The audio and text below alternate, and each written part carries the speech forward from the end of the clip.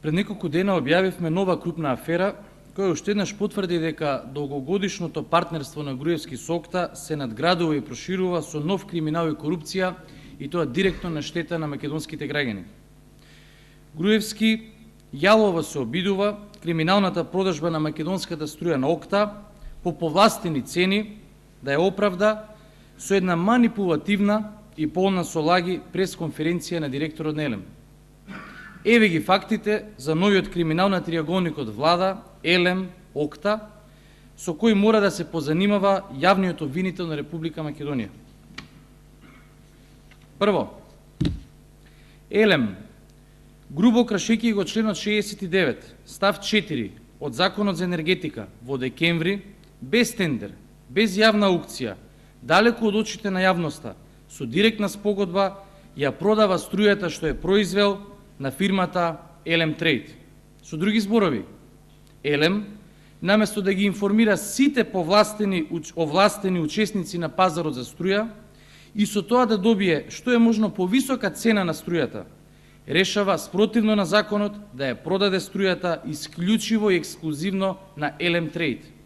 Второ, со скандалозниот договор од декември лани, владата, ЕЛЕМ и ЕЛЕМ Трейд се обврзуваат на грчката рафинерија ОКТА за цела 2011 година да ја продаваат струја за сите нејзини потреби и тоа по повластени цени. Значи, за сите ќе важат пазарни цени и правила, ама само за ОКТА, благодарение на Груевски и фамилијата, ќе има поевтина струја на штета на народот. Трето, еве го крунскиот доказ за криминалот во оваа афера. Ова е дневен извештај за протокот на струја кон сите потрошувачи во Република Македонија за ден 24 јануари 2011 година. Има и за други денови. И видете чудо. ЕЛЕМ цел ден, поточно од 13 до 24 часот, увезува 80 мегавати струја секој час по цена од над 57 евра за мегават час. Ова е доказ дека ЕЛЕМ не само што нема вишоци на струја за продажба, туку за задоволување на македонските потреби мора и да увезува струја.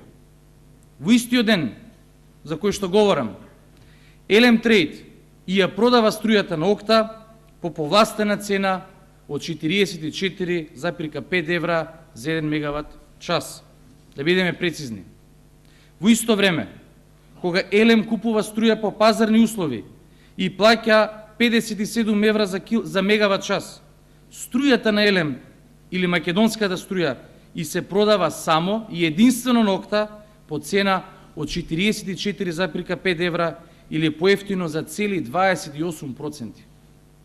Господине Груевски, кој ќе одговара за овој криминал?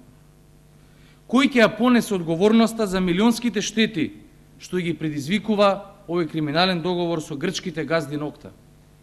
Уште колку привилегии на ОКТА на грбот на македонските граѓани ќе треба да се испорачаат заради вашиот подпис на најкриминалната приватизација во историјата на Република Македонија?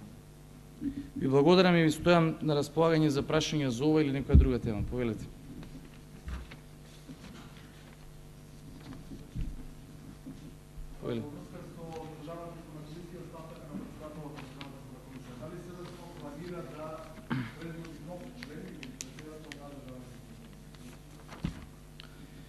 Кога ќе се исполнат условите за враќање во парламентот и ќе се овозможи негово нормално функционирање, СДСМ согласно законот е подготвен да даде предлог за председател на Државната изборна комисија.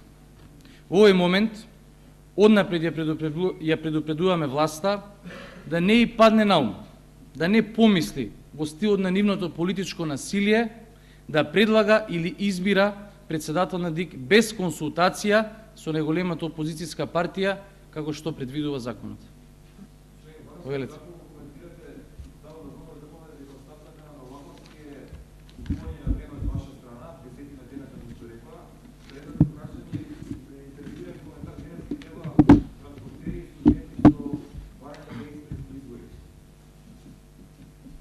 Може од второто.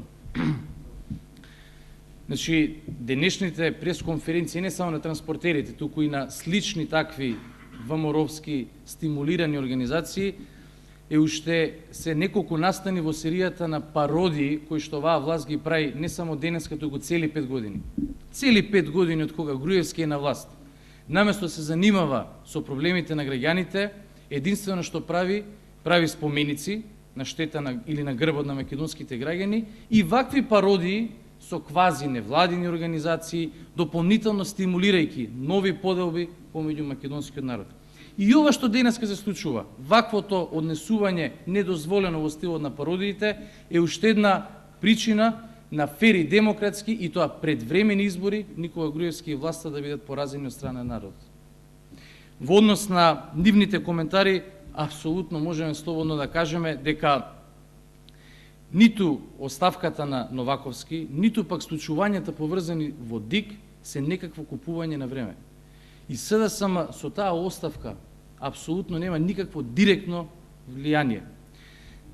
Со несрекната изјава на Новаковски, дадена на истата заедничка пресконференција со министрите за правда и внатрешни работи, кога самиот Михајло Маневски потврдува дека дури до крајот на мај ќе се прочистува избирачкиот список, Новаковски даде повод да биде најгрубо неколку пати политички злоупотребен од страна на премиерот Груевски. И оттаму за нас неговата оставка е сосема оправдана и сосема логична. СДСМ останува на своите предуслови и барања за одржување на предвремени, фери демократски избори и тие барања се суштински за да воопшто изборите се одржат и да тие избори бидат фер и демократски.